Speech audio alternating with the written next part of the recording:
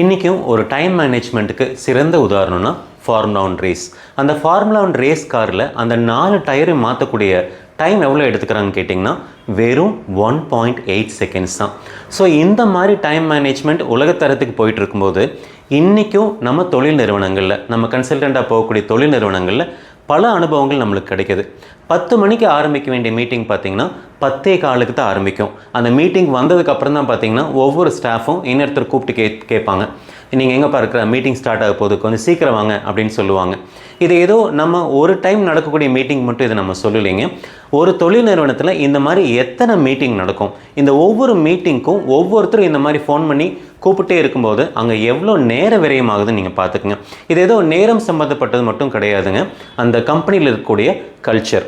இந்த மாதிரி ஒரு தொழில் நிறுவனத்தில் ஒவ்வொரு மீட்டிங் அப்பவும் நீங்கள் ஃபோன் பண்ணி கூப்பிட்டு தான் அவங்க மீட்டிங் வரணுங்கிற சூழ்நிலை இருந்ததுன்னா நிச்சயமாக அந்த தொழில் நிறுவனத்தில் மிகப்பெரிய ஒரு கல்ச்சுரல் சேஞ்ச் தேவையாக இருக்குது அப்படிங்கிறத நம்ம புரிஞ்சுக்கலாம்.